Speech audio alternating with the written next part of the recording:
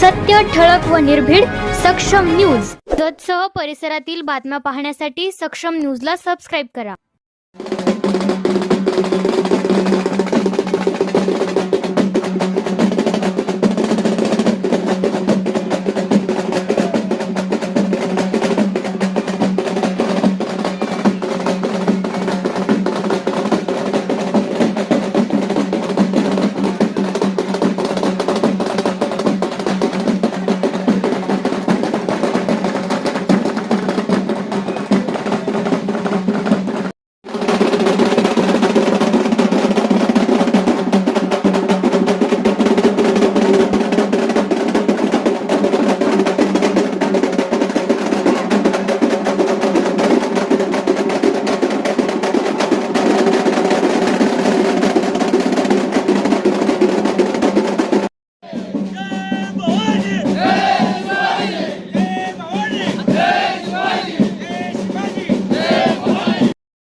पंचायत समितीच्या निवडणुकीच्या पार्श्वभूमीवर आज काँग्रेस पक्षाच्या शेगाव गटाच्या प्रचाराच्या निमित्त या ठिकाणी उपस्थित असणारे सांगली जिल्हा कृषी उत्पन्न बाजार समितीचे चेअरमन सन्माननीय नाना शिंदे, त्याचबरोबर या ठिकाणी उपस्थित असणाऱ्या आपला महिला काँग्रेस कमिटीच्या तालुका अध्यक्ष शिंदेताई, त्याचबरोबर या ठिकाणी उपस्थित असणारे जिल्हा परिषदेचे माजी सदस्य मुटेकर साहेब, या ठिकाणी उपस्थित असणारे माजी जिल्हा परिषद सदस्य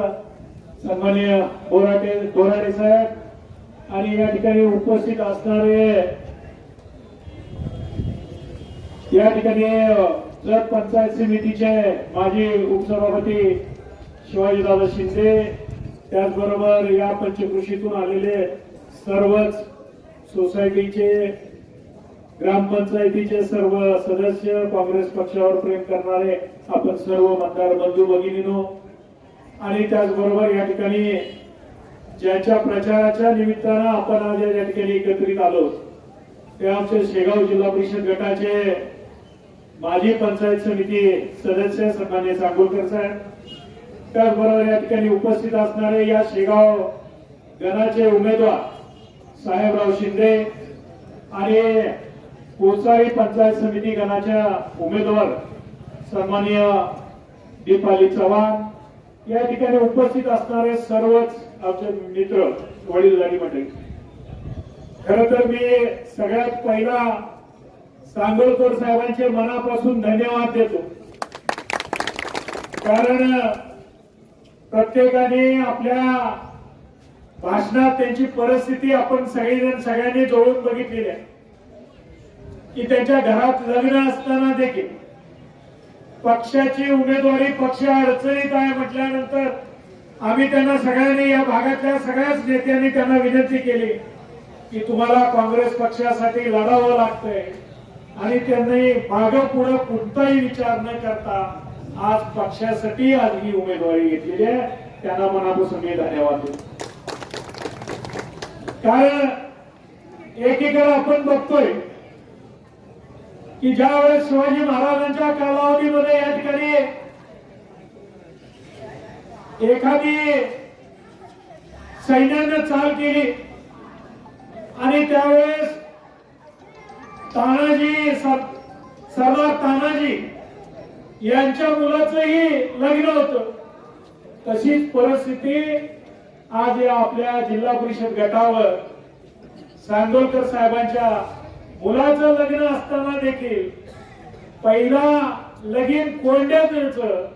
आणि नंतर रायबाचं, अशी या ठिकाणी आज त्यांनी भूमिका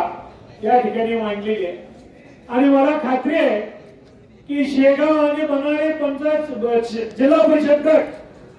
हा आतापर्यंत काँग्रेसच्या विचाराचा राहिलेला, आणि यावेळेस सुद्धा आपण सगळेजण काँग्रेसच्या विचाराच्या मागे राहाल अशी या ठिकाणी मी मनापासून आपल्याला विनंती करतो. आणि येणाऱ्या काळात बरंचसं काही बोलायचं आहे, पण आज या प्रचाराच्या निमित्तानं मी या सर्व कार्यकर्त्यांना एवढीच विनंती करतो की वेळ कमी आहे, आपण वाडी वस्तीपर्यंत पोहोचून या काँग्रेस पक्षाचे विचार सांगून व्यक्त करत असताना जे बीजेपीचे उमेदवार आहेत त्या उमेदवारांच्या विषयी जे काही मत मांडलं ते खऱ्या अर्थानं हे जर आम्हाला आधीच कळालं असतं तर आम्ही कुठेतरी विचार केला असता. पण ज्या पद्धतीने गेली 2 महिने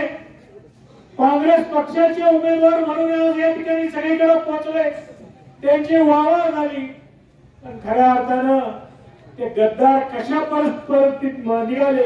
हे आज या ठिकाणी खांडेकर साहेबांनी सांगितलं. म्हणून मी जास्त न बोलता येणाऱ्या 7 तारखेला आपण सगळ्यांनी